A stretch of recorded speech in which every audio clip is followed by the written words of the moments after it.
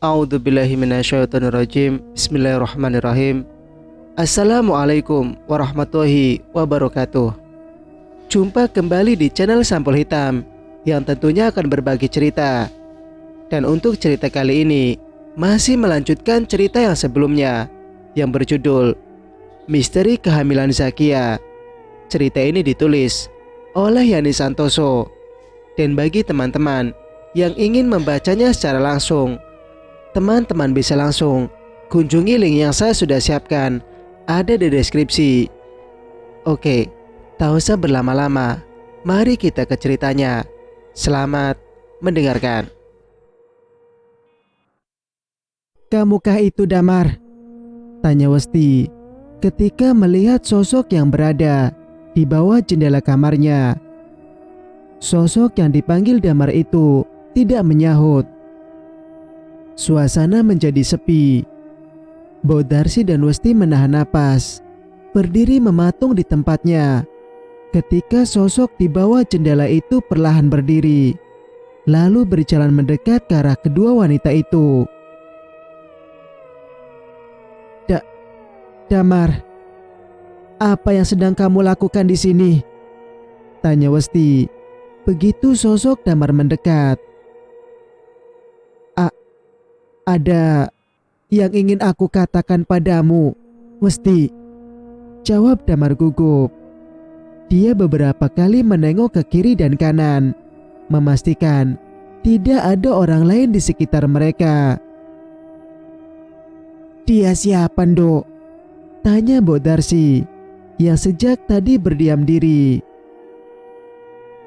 "Dia..." "Westi, ada yang ingin kukatakan padamu. Sebaiknya kita bicara di dalam," potong Damar cepat. Lalu ketiga orang tersebut bergegas masuk ke dalam rumah. Napas Damar tampak ngos-ngosan, keringat membasahi wajahnya. "Ada yang ingin aku katakan padamu," ucap Damar. "Kamu tenang dulu. Mbok, ambilkan air minum." Mbok Darsi bergegas menuju dapur untuk mengambil air minum. Sementara itu, Damar masih terlihat tegang. Hal itu terlihat jelas oleh Westi karena Damar beberapa kali melihat ke arah pintu rumah, seolah khawatir ada orang yang datang atau mengikuti dirinya. "Katakan padaku, ada apa sebenarnya?" tanya Westi ketika Damar terlihat lebih tenang setelah meneguk segelas air putih yang disuguhkan Mbok Darsi. "Westi, kita harus meninggalkan rumah Pak Joko. Di sana tidak aman untuk kita," ucap Damar. "Maksudnya apa? Kamu ini siapa? Kenapa meminta Westi meninggalkan rumah Pak Joko?" cecar Mbok Darsi. "Mbok, Damar ini saya kekasih Westi dan berniat untuk melamar dan menjadikannya sebagai istri saya. Untuk itu, saya meminta Westi untuk tidak lagi bekerja di rumah Pak Joko karena..." Damar menjelaskan pada Mbok Darsi siapa dirinya sebenarnya. Namun kalimatnya terhenti saat hendak mengatakan sesuatu tentang keluarga Pak Joko. "Kenapa?" selidik Mbok Darsi. "Laki-laki itu sesat. Dia pemuja iblis," desis Westi. Mbok Darsi menutup mulut dengan tangannya, menatap anak gadisnya, juga pemuda yang ada di depannya. "Nduk, kamu jangan asal ngomong. Bahaya kalau ada yang dengar," ucap Mbok Darsi berbisik.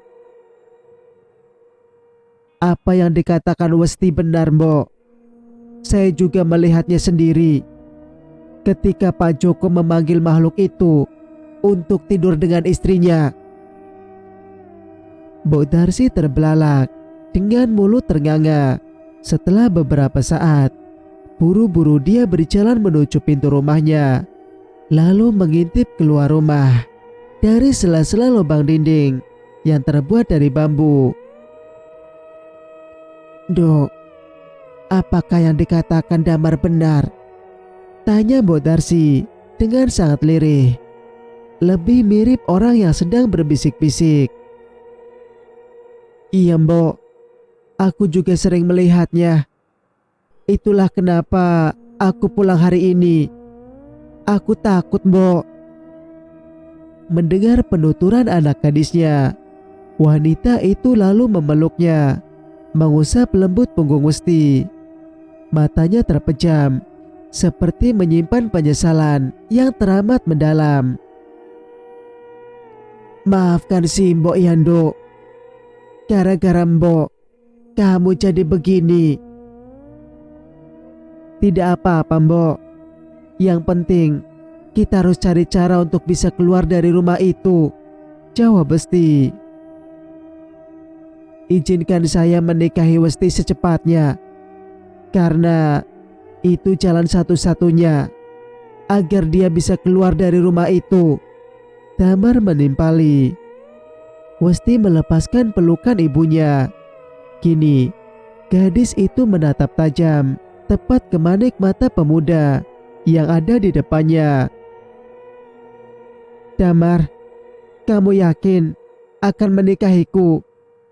tanya Westi seolah tidak percaya. "Aku serius, Westi. Walau aku bukan orang kaya, tapi aku janji akan berusaha memenuhi semua kebutuhanmu," jawab Damar. "Mbok, izinkan saya menikahi Westi. Besok saya akan datang lagi dengan kedua orang tua saya. Mereka tinggal di kampung sebelah," Damar kembali berkata.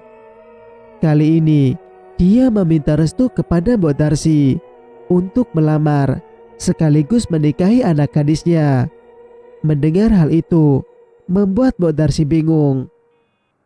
Wanita itu yakin pemuda yang ada di depannya adalah pemuda baik, dan dia juga bisa melihat pancaran cinta dari mata Westi juga Damar. Akan tetapi di sisi lain dia bimbang, apakah menikahkan Westi adalah keputusan yang tepat. Terlebih dia masih terikat perjanjian dengan Pak Joko. "Restui kami Mbok," ucap Westi memohon restu. Mbok Darsi kembali menarik napas berat. Sebuah keputusan dan jalan keluar harus secepatnya dia ambil. Lalu lirih Mbok Darsi berkata setelah diam beberapa saat, "Baiklah, si Mbok merestui kalian berdua, dan si Mbok juga akan datang ke rumah Pak Joko untuk menggantikanmu menjadi pembantu di sana." "Benarkah itu Mbok?" tanya Westi. Mbok Darsi mengangguk, menjawab pertanyaan anak gadisnya. Mata Westi berbinar. Dia menatap Damar sambil tersenyum, lalu memeluk tubuh Mbok Darsi dengan erat. "Terima kasih Mbok," lirih Westi. Setelah menyusun semuanya, Damar pamit pulang dan berjanji akan datang lagi keesokan harinya bersama kedua orang tuanya untuk melamar Westi. "Mbok, apakah yakin akan bekerja di rumah Pak Joko untuk menggantikan aku Mbok?" tanya Westi setelah kepergian Damar. "Iya, hanya itu yang bisa Mbok lakukan untuk melindungimu," jawab Mbok Darsi. "Kamu tidak usah khawatir. Mbok akan melakukan apa saja agar kamu bisa secepatnya keluar dari rumah itu," Mbok Darsi melanjutkan. Keduanya pun terdiam, sibuk dengan pikiran masing-masing. Hingga akhirnya mereka terlelap karena kelelahan. Hingga pagi menjelang, mereka bersyukur setidaknya tidak terjadi apa-apa malam itu. Singkat cerita, "Apa kita akan berangkat sekarang, Bo?" tanya Westi. "Iya, mumpung masih pagi. Lebih cepat kita mengatakan, itu lebih baik," jawab Mbok Darsi. Pak Joko menggebrak meja dengan keras, hingga benda-benda yang ada di atasnya bergetar. Bahkan cangkir yang berisi kopinya pun tak luput dari guncangan meja yang digebraknya, hingga membuat sebagian isinya tumpah. "Kamu pikir siapa kalian ini? Sudah beruntung aku tidak mengambil rumah yang kalian tempati untuk membayar hutang," teriak Pak Joko. "Maaf Ndoro, tapi anak saya akan segera menikah. Saya sudah terlanjur menerima lamaran mereka. Apa kata tetangga dan warga jika saya membatalkannya karena Ndoro ingin menjadikan Westi sebagai jaminan buat bayar hutang?" jawab Mbok Darsi. "Kamu..." "Tidak apa-apa, Pak. Lagi pula Bu Darsi juga bersedia menggantikannya. Apa kata orang kampung jika nanti ada yang tahu kalau kita melarang Westi menikah karena hutang ibunya belum lunas?" Bu Westi, istri Pak Joko, menimpali. Wajahnya yang cantik terlihat tenang. Dia duduk di sebelah suaminya sambil mengusap perutnya yang makin membesar. "Baiklah, tapi dengan satu syarat," ucap Pak Joko setelah beberapa saat. "Apa syaratnya, Ndoro?" tanya Mbok Darsi gugup. "Kamu harus mengabdi pada keluarga kami, dan hanya aku yang bisa menentukan kapan kamu bisa keluar dari rumah ini," jawab Pak Joko. "Tapi itu tidak adil. Hutang Simbo tidak seberapa. Kenapa kalian harus menahannya?" protes Westi. "Shh, tidak apa-apa, Ndok. Kamu jangan khawatir. Toh kita masih bisa bertemu," pujuk Mbok Darsi, berusaha menenangkan Westi. "Tapi Mbok," rengek Westi, "kamu bisa saja menolaknya. Tapi sebelum itu kamu lakukan, lunasi utang kamu beserta bunga pinjamannya," ujar Pak Joko lagi. Lelaki muda itu berdiri dengan pongah sambil memasukkan tangannya ke dalam kantung celana. Sementara itu, Mbok Darsi dan Westi duduk di depannya sambil menunduk. Perlahan, Mbok Darsi mengangkat wajahnya sambil berkata lirih, "Tidak apa-apa, Ndoro. Saya bersedia mengabdi di keluarga ini. Asalkan saya diberi izin libur untuk menengok anak saya. Juga..." "Juga apa?" selidik Pak Joko ketika Mbok Darsi menghentikan kalimatnya. "Tidak, Ndoro. Saya tidak minta apa-apa selain memberi saya waktu untuk tetap mengurus Westi sampai dia benar-benar bisa mandiri setelah menikah nanti. Dan tentu saja mengurus Ndoro Putri sampai melahirkan." "Kamu berbelit-belit, Mbok," sinis Pak Joko. Mbok Darsi menunduk. Diraihnya tangan Westi yang memilin ujung bajunya karena terlalu tegang. Dia tersenyum sambil mengangguk kecil dan dibalas dengan senyum pula oleh Westi. Ada bahasa isyarat dari kedua ibu dan anak tersebut yang tidak diketahui oleh Pak Joko. "Terima kasih, Mbok, sudah bersedia merawatku. Aku sebenarnya berpikir kalau kamu lebih cocok untuk merawatku dibanding anakmu. Terlebih, sebentar lagi aku akan melahirkan. Westi istri Pak Joko menimpali. Wanita itu tersenyum ke arah Westi yang masih menundukkan wajah. Lalu dengan suara lirih, dia bertanya, "Jadi, kapan kamu akan menikah?" Minggu ini, Doro Putri. Mohon doa restunya," jawabnya gugup. "Sayang sekali, aku pasti tidak bisa hadir di hari pernikahanmu karena aku sudah melahirkan saat itu," jawab istri Pak Joko dengan nada sedih. "Kalau begitu, kami pamit dulu dan akan kembali ke sini secepatnya setelah semuanya selesai," pamit Bu Darsi. Bu Darsi dan Westi berjalan tanpa suara menuju pintu rumah. Namun mereka mendadak menghentikan langkahnya ketika mendengar Pak Joko bertanya pada Bu Darsi, "Siapa nama calon suami anakmu, Mbok?" tanya Pak Joko. Bu Darsi dan Westi saling berpandangan. Ada kecemasan terpancar dari sorot mata keduanya.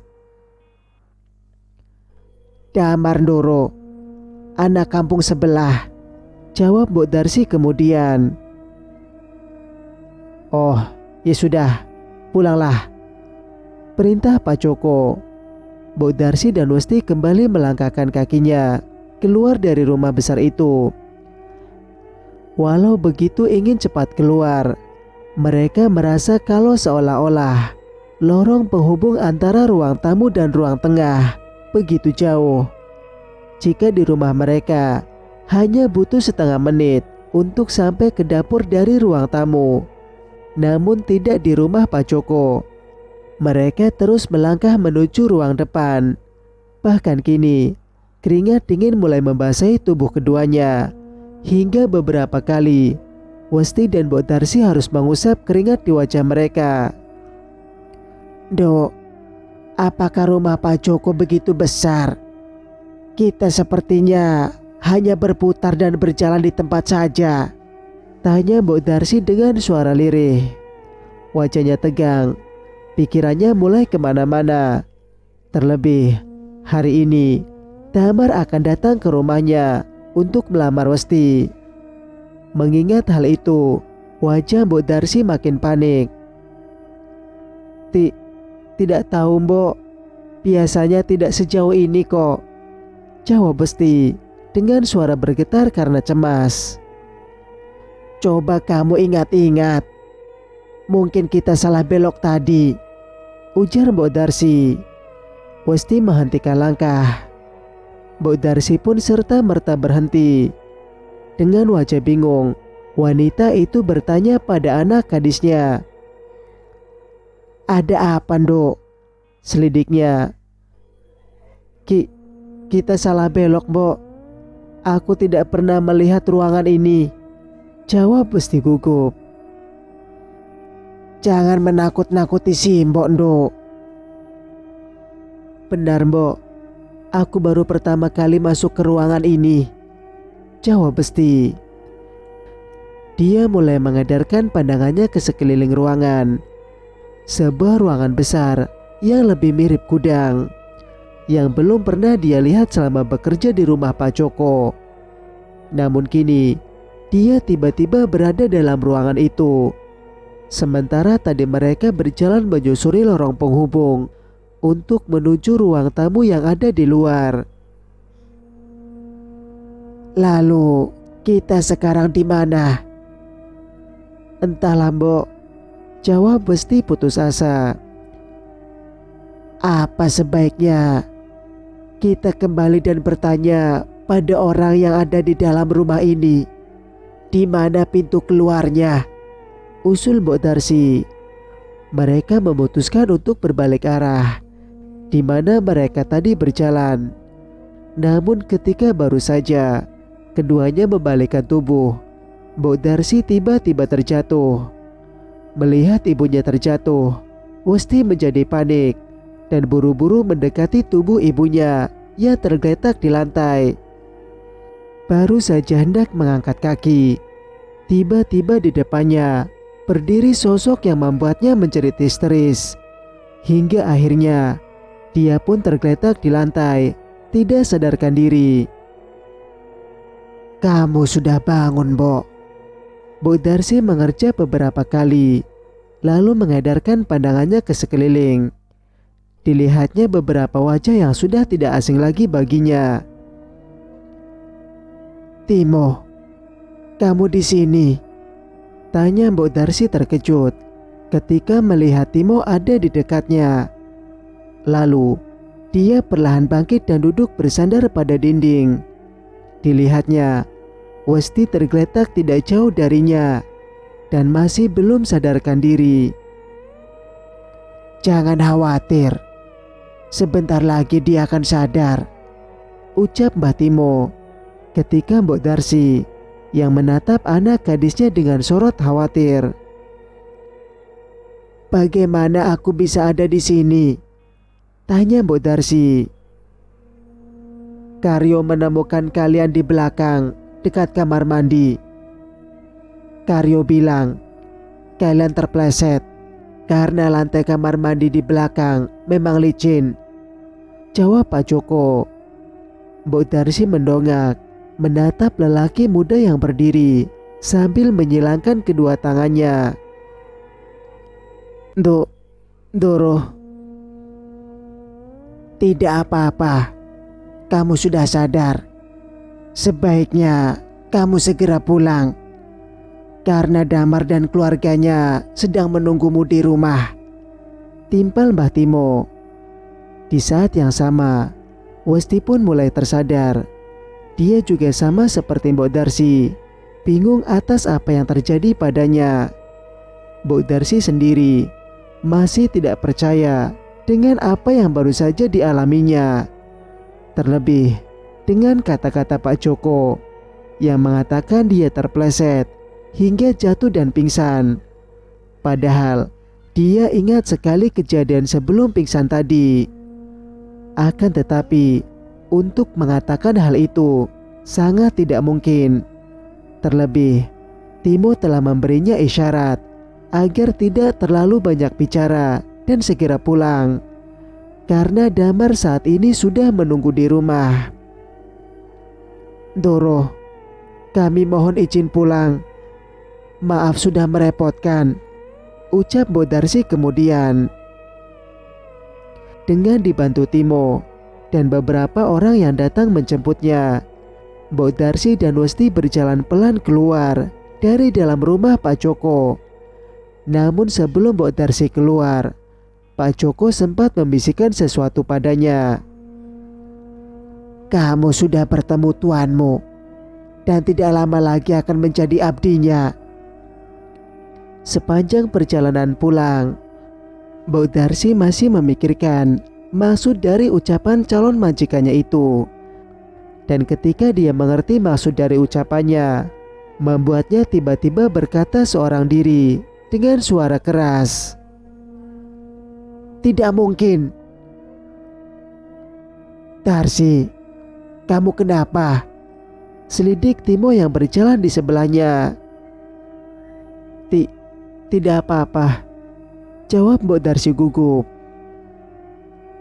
"Sepertinya kamu sudah menyadari apa yang sedang terjadi padamu. Bukan begitu, Sri?" tanya Timo sambil ujung matanya melirik ke arah Mbok Darsi. Mendengar ucapan Timo, Mbok Darsi pun menoleh menatap lelaki yang masih mempunyai hubungan kekerabatan dengannya itu. "Timo, apa kamu juga mengetahuinya?" tanya Mbok Darsi dengan suara hampir tidak terdengar. Dia takut jika anak gadisnya mendengar apa yang dia ucapkan. "Iya, aku tahu. Sebenarnya Westi, anakmu, juga mengetahuinya," jawab Timo pelan. "Westi Iya, Mbok ingatkan, aku pernah menceritakan ini kemarin. Potong Westi cepat. Jadi, maksudmu bahwa dia adalah sosok yang Doro Putri? Mbok Darsi tidak melanjutkan kalimatnya, namun justru menutup mulutnya dengan telapak tangan. Bahkan kini, dia juga mempercepat langkahnya untuk segera sampai di rumah, agar segera bertemu dengan Damar dan calon besannya, agar bisa segera membahas pernikahan Westi dan menitipkan pada mereka. Pertemuannya dengan sosok itu membuat Mbok Darsi sadar bahwa dia harus segera menyelamatkan anak gadisnya dan menjauhkan dari Pak Joko. Dan jalan satu-satunya adalah segera menikahkannya dengan Damar. Cerita pun bersambung. Jika kalian suka dengan ceritanya, jangan lupa untuk like. Dan bagi yang belum bergabung, silakan untuk subscribe channel ini agar bisa mendengarkan cerita-cerita berikutnya. Wassalamualaikum warahmatullahi wabarakatuh.